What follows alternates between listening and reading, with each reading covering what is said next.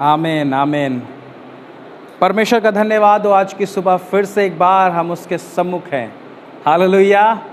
और मैं सच में परमेश्वर पिता का धन्यवाद करता हूँ आज की सुबह कि हम सब उसके चरणों में पाए जाते हैं। Hallelujah, amen amen. Hallelujah hallelujah. धन्य तेरा नाम है प्रभु, धन्य तेरा नाम है परमेश्वर। ओ जीसस। सो आइए ज़्यादा देर ना करते हुए हम सीधा परमेश्वर के वचन में चलेंगे, और वचन में जाने से पहले हम एक छोटी सी प्रार्थना करेंगे। पिता यीशु के नाम में हम आपका धन्यवाद करते हैं और हम यही प्रार्थना करते हैं परमेश्वर कि आप परमेश्वर प्रभु हमारी सहायता करें, हमारी मदद करें परमेश्वर, और प्रभु अपने चरणों में प्रभु हमें आने की अनुमति दें। प्रभु जी, ये वचन जो आज की सुबह हम प्रचार सुनने जा रहे हैं और जो तेरा दास प्रभु परमेश्वर बोलने जा रहा है, पवित्र आत्मा हमारे मनों और दिलों में आप काम करें परमेश्वर, और आप यीशु का नाम ऊंचा होने पाए। धन्यवाद देते हैं यीशु के नाम में, आमीन आमीन। हालेलुया। सो आज की सुबह फिर से एक बार परमेश्वर का धन्यवाद हो, हम उसके ना बदलने वाले वचन को सुनने जा रहे हैं। आमीन। सो पिछली बार आपको याद होगा हम सीख रहे थे फलों के बारे में, अच्छे फलों के बारे में हम सीख रहे थे। हालेलुया। सो मैं प्रभु का धन्यवाद करता हूँ कि वो सच में महान है, और हमने सीखा कि हमें एक मसीह होने के नाते आत्मिक फल लाना अपने जीवन में बहुत ज़रूरी है। अब मेरी आवाज़ आप तक क्लियर पहुँच रही है? ओके। हालेलुया। धन्यवाद हो यीशु का। आमेन। हालेलुया। परमेश्वर का धन्यवाद करते हैं। आमीन। हालेलुया। और हम लोग सीख रहे थे आत्मिक फलों के बारे में, और हमने देखा कि गलातियों उसके 5 अध्याय और उसके जो है 22 और 23 वचन को हम देख रहे थे।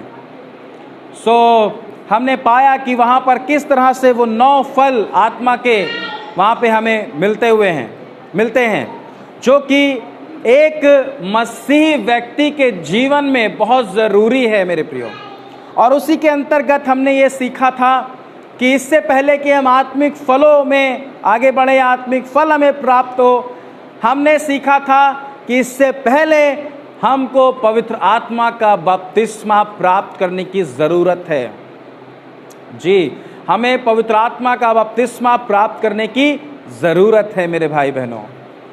मैं प्रभु का धन्यवाद करता हूँ कि सच में ऐसे वचन जो परमेश्वर हमें सिखाते हैं अपने इस संदेश के द्वारा, इस पवित्र शास्त्र के द्वारा, ये बहुत अच्छी बात है।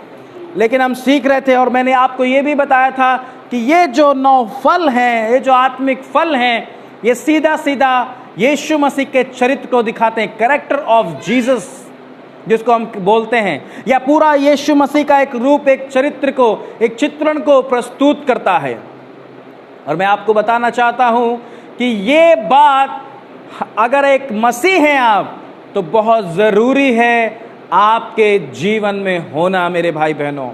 यस, आपके जीवन में होना, ये बात बहुत ज़्यादा मायने रखती है।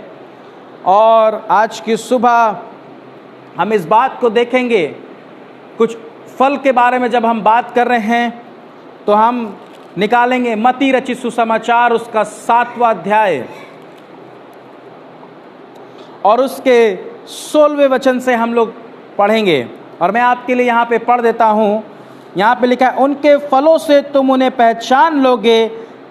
क्या लोग झाड़ियों से अंगूर या ऊंट कटारों से अंजीर तोड़ते हैं?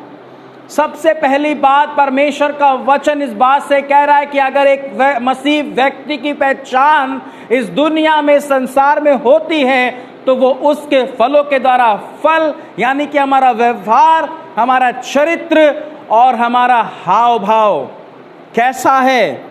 तो परमेश्वर का वचन क्या कह रहा है? उनके फलों के द्वारा तुम उनको पहचान लोगे। लेकिन यहाँ पर लिखा है, क्या लोग झाड़ियों से अंगूर या ऊंट कटारों से अंजीर तोड़ते हैं? यहां पर एक समझने वाली बात यह है कि झाड़ियां कभी कोई अच्छा फल नहीं दे सकती हैं। अंगूर के पेड़ से ही अंगूर आएगा, अमरूद के पेड़ से अंगूर नहीं आएगा, सेब के पेड़ से अंगूर नहीं आएगा, और ना ही वो झाड़ी और झनकाड़ी से आएगा।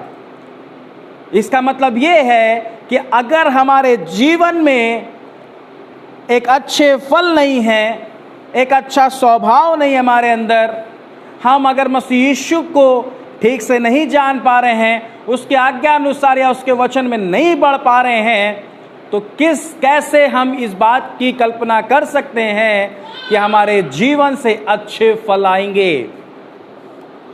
मेरे प्रियो, यहां पर इस बात को लिखा है, ऊंट कटारों से अंजीर नहीं उगते हैं। ऊंट कटारों में, जंगली पौधों में अंजीर नहीं पाए जाते हैं। अंजीर तो केवल अंजीर के पेड़ में ही पाए जाते हैं। हालेलुया।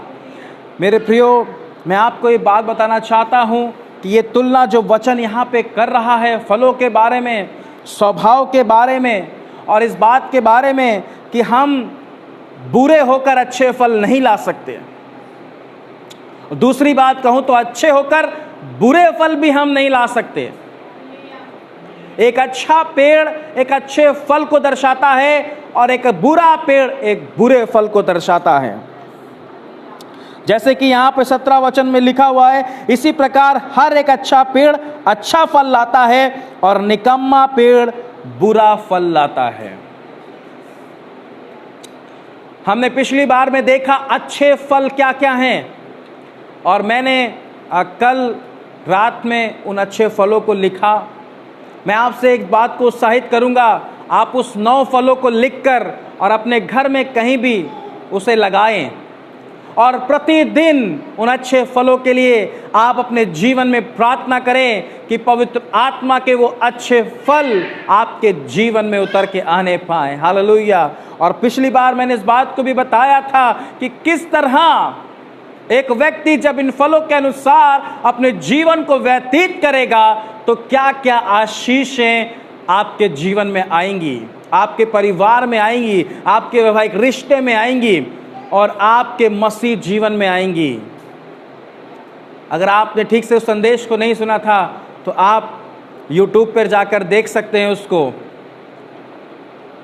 सरल वचन मुश्किल अमल, simple words are difficult to execute. और आज हम उसका 7वें भाग में हैं और पिछले बार 6ठा भाग था। लेकिन मैं आपको यहाँ पर कुछ बता रहा हूँ। आज के सुबह हमने देखा अच्छे फलों के बारे में, लेकिन हम आज कुछ एक बुरे फलों के बारे में भी जानेंगे। तो आइए जल्दी से मेरे साथ में आप निकाल लेंगे गलातियों उसका 5 और 19 से। और यहाँ पर लिखा हुआ, शरीर के काम तो प्रकट हैं। मेरे प्रियो, हम इससे पहले आत्मा के फल देख रहे थे, अब हम शरीर के फल देखेंगे, यानी बुरे फल। आत्मा में चलने वाला व्यक्ति, आत्मा को प्राप्त करने वाला व्यक्ति आत्मिक फल लाता है, जो कि गलातियों 5:22 से 23 में लिखा हुआ है। लेकिन शरीर के अनुसार चलने वाला व्यक्ति, बुरे फल लाने वाला व्यक्ति, वो इसके अनुसार चलता है, जो आगे मैं आपको बताने जा रहा हूँ। यहाँ पर लिखा है, शरीर के काम तो प्रकट है, अर्थात व्यभिचार, गंदे काम, लुचपन, मूर्ति पूजा, टोना, बैर, झगड़ा, ईर्ष्या, क्रोध, विरोध, फूट, विधर्म, ढा, मतवालापन, लीला क्रीड़ा और इनके जैसे और काम हैं। इनके विषय में मैं तुमसे पहले से कह देता हूं, जैसा पहले कह भी चुका हूं, कि ऐसे ऐसे काम करने वाले परमेश्वर के राज्य के वारिस नहीं होंगे। मेरे भाई बहनों, मैं आपको बताना चाहता हूं, अगर आप एक मसीह जीवन में बढ़ रहे हैं, आप एक संगति में बढ़ रहे हैं, आप परमेश्वर का वचन सुन रहे हैं और आप प्रार्थना कर रहे हैं और आपने प्रभु यीशु पे विश्वास किया है, तो आज अपने जीवन में इस बात को चेक करिए ज्यादा से ज्यादा कौन से ऐसे फल हैं जो आपके जीवन से प्रस्तुत हो रहे हैं। मेरे प्रियो, अगर अभी भी हमारे जीवन में बहुत सारी बातें हैं, गलातियों 5:19 से 21 तक बुरे फल हैं, तो मेरे भाई बहनों, उनके लिए भी हमें प्रार्थना करनी है कि वो बुरे फल हमारे जीवन से दूर होने पाए। हालेलुया। वो बुरे फल हमारे जीवन से दूर होने पाए। ऐसे बुरे फल, आप खुद एक बात को सोचिए। मैं इस समय फल की बात कर देता हूं। कभी भी जब आप मार्केट में जाते हैं और आप फलों को खरीदते हैं, मान लीजिए आपने अंगूर खरीदा, तो कभी भी हम ये नहीं चाहेंगे कि अंगूर कड़वे हों या बहुत ज़्यादा खट्टे हों। हम चाहेंगे कि अंगूर बड़े मीठे हों और खाने में बड़े स्वादिष्ट हों। कभी भी हम जाते हैं जब मार्केट में फल खरीदने, तो हम देखते हैं वहाँ उस फल में कोई दाग तो नहीं लगा है, क्या वो थोड़ा सा सड़ तो नहीं गया है, या तो वो खराब तो नहीं हो गया है। तो आप क्या करते हैं, उस मार्केट में जाकर अच्छे फलों को छांट कर अपने घर में लेकर आते हैं। बुरे फलों को क्यों नहीं लाते हैं? क्योंकि उनसे हमारा नुकसान हो सकता है, उनसे हमारी हानि हो सकती है, वो हमारे शरीर के लिए लाभदायक नहीं है। इसी प्रकार से ये आत्मिक फल, ये शरीर के काम भी हैं जो इतने बुरे हैं कि जिससे किसी का भी लाभ या फायदा नहीं हो सकता है। और अगर ऐसी बातें हमारे जीवन में हैं, ऐसे बुरे फल हमारे जीवन में हैं, तो मेरे भाई बहनों, क्या हम परमेश्वर के राज्य में प्रवेश कर पाएंगे? बहुत बार आप बाइबल पढ़ते हैं, बहुत बार आप इस वचन को सुनते हैं, पर क्या ईमानदारी से आज तक कभी इस श्रेणी को या अपनी डायरी में आपने लिखा हो, या लिखकर अपने रूम में या अपने घर में लगाया हो? और क्या आपने चेक किया हो कि परमेश्वर ने मेरे जीवन में कौन कौन से बुरे फल अभी हटाए हैं या अभी और बाकी हैं? कभी नहीं किया होगा, आपने कभी नहीं किया होगा। इसीलिए आज बहुत लोगों की सिचुएशन जो है, मसीह यीशु में होने के बावजूद भी वो संसार की तरीके हैं, वो संसार के तरीके हैं। वो कहते हैं जैसी संगति वैसे ही रंग होता है, जैसे संगत वैसी रंगत।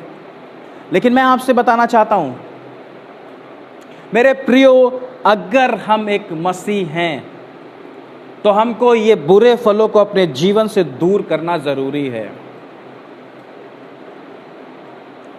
आप पढ़िएगा गलातियों 5:19 से 21 और आप देखिएगा कि क्या है आपके जीवन में इससे। क्या इसमें से बहुत सी बातें हैं आपके जीवन में, आपके परिवार में? और अगर हैं तो उनके लिए आपको प्रार्थना करनी है, क्योंकि ये आपके जीवन के लिए बहुत बुरे हैं। कोई लाभ नहीं होगा, ना ही तो आपके घर का, ना ही तो आपके परिवार का। आज बहुत से मसीह लोगों के घर में लड़ाई झगड़े हैं, ये फूट है, ईर्ष्या है, झगड़ा है, बैर है। बहुत से लोग व्यभिचार में गिरे पड़े हैं, मसीह को जानते हुए भी। विधर्म है, मतवालापन, शराब पीना, नशा करना। मेरे प्रियो, अगर आप एक ऐसे मसीह हैं तो आप फिर एक मसीह नहीं हैं। ये सिर्फ धोखा है। आप अपने आप को दे रहे हैं कि मैं मसीह में हूं, नहीं। और एक दिन आएगा आप धीरे से मसीह से अलग हो जाएंगे, मसीह जीवन से अलग हो जाएंगे, क्योंकि शैतान ने आपको पूरी रीति से बांध के रखा है और सिर्फ इस बात का धोखा आपके मन में रखा है, हाँ तुम तो चर्च जा रहे हो, तुम तो बाइबल पढ़ रहे हो, तुम तो प्रभु में बने हुए हो। अरे ऐसा तो चलता रहता है। विशेषकर जो ये मती, जो उसका 7वां अध्याय है, 16वें पद से आगे पद तक, वो एक झूठे और सच्चे शिक्षक के बारे में एक पहचान को दिखाता है। लेकिन हम यहाँ बात कर रहे हैं, ये सबके लिए है। कि अगर हम एक सच में प्रभु यीशु को मानने वाले लोग हैं, उस पर चलने वाले लोग हैं, तो किस तरह की श्रेणी में आज हम पाए जा रहे हैं? क्या गलातियों 5:22 से 23 की श्रेणी में है, या गलातियों उसका 19 से 21 की श्रेणी में है? आज एक तराजू के माफिक हमको अपने आप को बैलेंस करना नहीं है, बल्कि मैं आपको ये बात बोलूंगा कि आपका पल्ला गलातियों 5:22 से 23 में भारी होने पाए। और वहां पर लिखा हुआ है, जब हम इसका गलातियों 5 का और इसका 24 वचन पढ़ते हैं तो और लिखा है, और जो मसीह के हैं उन्होंने शरीर को उसकी लालसाओं और अभिलाषाओं समेत क्रूस पर चढ़ा दिया है। हालेलुया। और जब आप 23 में पढ़ेंगे तो वहां दूसरे भाग से लिखा है कि ऐसे ऐसे कामों के विरोध में कोई व्यवस्था नहीं जो भलाई करते हैं, जो पवित्र आत्मा के फल हैं, उसमें कोई व्यवस्था नहीं, उसमें कोई आपको दोष लगाने वाली बात नहीं, क्योंकि ये स्वभाव, ये चीजें मसीह यीशु में हैं और यही हमारे अंदर एक पॉजिटिविटी को लाती हैं। हालेलुया। मेरे प्रियो, मैं यहाँ जो खड़ा होकर प्रचार कर रहा हूँ, मैं इस बात को नहीं बोल रहा हूँ कि आई एम परफेक्ट, नो। मैं इस बात का प्रयास करता हूँ कि हम किस तरह इस श्रेणी में और आ सकें, और हम सबको इस बात का प्रयास करने की जरूरत है कि हम इस श्रेणी में कैसे आ पाएंगे। आज की सुबह मैं आपसे इस बात को बताना चाहता हूं, मसीह जीवन में ध्यान दीजिए। हमारा ध्यान आज नहीं है प्रभु की ओर, और कुछ चीजें जो हमारे जीवन में गड़बड़ी हो रही है वो यही कारण है, क्योंकि हमारे जीवन से बुरे फल उत्पन्न हो रहे हैं। और बुरे फल जब उत्पन्न होते हैं तो मैं आपको बता दूं होता क्या है। आइए फिर से हम चलेंगे मत्ती और उसके 7वें अध्याय में, और हम पढ़ेंगे उसका 18वां पद। अच्छा पेड़ बुरा फल नहीं ला सकता और निकम्मा पेड़ अच्छा फल नहीं ला सकता है। जो जो पेड़ अच्छा फल नहीं लाता वह काटा और आग में डाला जाता है। 19 पद में लिखा है, जो जो पेड़ अच्छा फल नहीं लाता वो काटा जाता है और आग में डाला जाता है। जब हम एक बीज के समान बोए जाते हैं, बीज परमेश्वर का वचन धीरे धीरे बड़ा होता रहता है एक पेड़ के समान। अब हमको एक मैच्योरिटी मसीह जीवन में आने की जरूरत है, हमारे जीवन में एक परिपक्वता। पौलुस कहता है अभी भी तुम दूध पी रहे हो। कुछ लोग ऐसी तरह हैं, वो अभी भी बहुत कमजोर हैं प्रभु में। कमजोर का मतलब ये नहीं है कि हम बहुत सिद्ध हो जाएंगे, नहीं। कुछ बातों को जानते हुए भी वो अनदेखा कर रहे हैं। आपको बार बार ये बातें बताई जाती हैं, बाइबल से सिखाया जाता है। क्या आप प्रार्थना करते हैं? ये वचन जो हम चल रहे हैं, जिसमें ये लूका और मरकुस 4 अध्याय, ये बीज बोने वाला जो दृष्टांत है, जो सीधा परमेश्वर के वचन को दर्शाता है। मुझे नहीं पता आप में से कितने लोग हैं, जब संदेश खत्म होता है उसके बाद आप प्रार्थना करते हैं अपने लिए कि ये जो वचन आज प्रचार किया गया है, मुझे नहीं पता आप कितने लोग जांचते हैं कि आज के वचन के मुताबिक मेरा जीवन कैसा है। पता है आप क्या करते हैं? बस बंद कर देते हैं, फिर से अपने अपने कामों में। बहुत तेज भूख लग जाती है आपको, खाना खा, बहुत अच्छी बात है, खाना खाइए, कोई बात नहीं। एक फॉर्मेलिटी, एक रिवाज हो गया है आज लोगों के जीवन में कि बस सुना और उसके बाद खत्म हुआ और उसके बाद हम भूल गए। क्या सुना कुछ नहीं पता, क्या सीखा कुछ नहीं पता, कैसे लागू करना कुछ नहीं पता। मेरे प्रियो, कहां से आत्मिक बढ़ोतरी आएगी? कितना देर आप विचार करते हैं इन वचनों को? या कभी आप YouTube पे सुनते हैं, Facebook पे सुनते हैं, कितना अपने आप को उसमें तौलते हैं, नापते हैं, जांचते हैं, मापते हैं कि इस श्रेणी में, इस वचन में मैं कहां पर पाया जाता हूं। अगर ऐसा करना आप शुरू कर दें, आप अपने जीवन में देखेंगे परमेश्वर के हाथ को, उसकी हुजूरी को देखेंगे। हालेलुया। मेरे प्रियो, बहुत कठोर बात प्रभु यीशु मसीह ने यहाँ पे कही कि जो अच्छा फल नहीं लाएगा वह पेड़ आग में डाला जाएगा और काट दिया जाएगा। मेरे प्रियो, हमें प्रतिदिन इस बात को सोचना है कि क्या हम अच्छे फल ला रहे हैं या नहीं, या आज भी वही स्वभाव।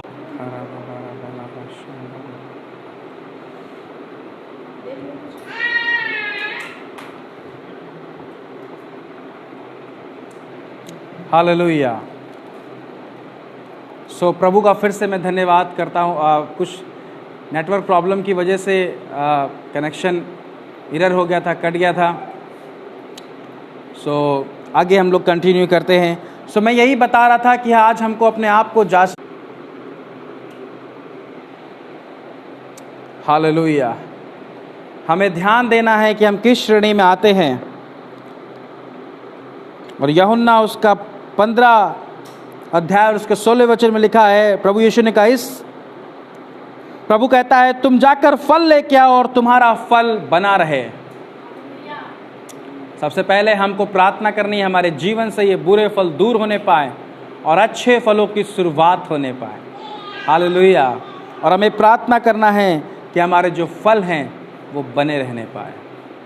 मेरे भाई बहनों, आज हमें अपने जीवन को चेक करना है, क्या हम बुरे फल में आते हैं या हमारे जीवन से कुछ अच्छी बातें उत्पन्न होना शुरू हो गई हैं। हालेलुया।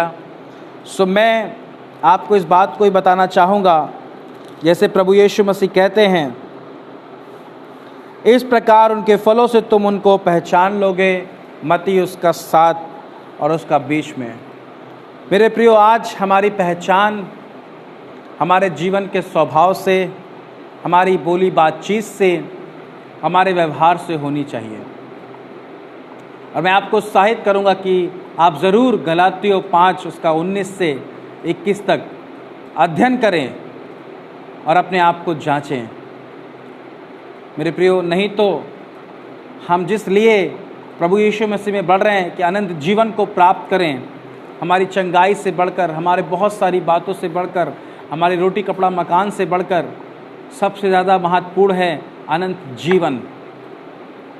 और उस अनंत जीवन को पाने के लिए हमें इन बुरे फलों को अपने जीवन से प्रार्थना के द्वारा दूर करना है। सो मैं आपको उत्साहित करूंगा मेरे भाई बहनों, प्रार्थना करें और अपने जीवन को जांचें। परमेश्वर आपको आशीष दे। आइए हम प्रार्थना करेंगे। पिता यीशु के नाम में हम आपके सम्मुख आते हैं और हम अपने तमाम भाई बहनों के लिए प्रार्थना करते हैं जिन्होंने आज के वचन को सुना है। पिता, हम प्रार्थना करते हैं यीशु के नाम में होने पाए कि प्रभु जो वचन इन्होंने सुना है उस पे ये अमल करने पाए। प्रभु जी, अमल करने पाए। मुश्किल यही है आज अमल करना, लेकिन मेरी प्रार्थना है कि हर एक भाई, हर एक बहन जो इस संदेश को सुनता और देखता है, अपने जीवन को इस संदेश के द्वारा जांचने पाए और उसको अमल करने पाए। प्रभु जी, अपने जीवन में उसे उतारने पाए। और ऐसा करने से परमेश्वर, हमें पता है कि हम स्वर्ग में जाने के लिए तैयार हो रहे हैं और हमारा इस संसार का जीवन संसारिकता से अलग हो रहा है और हमारे जीवन में वो अनंत शांति और परमेश्वर प्रभु यीशु मसीह की उपस्थिति बनने जा रही है। परमेश्वर, धन्यवाद। तेरे लोगों को तेरे हाथों में सौंपने, पवित्र आत्मा से भर दे प्रभु इन सब लोगों को परमेश्वर।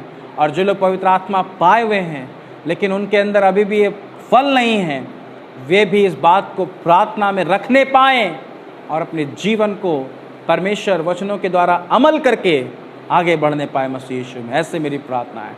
आदर महिमा आपको देते यीशु के नाम में, आमीन। सो आप लोग बने रहें प्रभु में और इन वचनों का पालन करें, इनका अमल करें। परमेश्वर आपको आशीष दे। जय मसीह।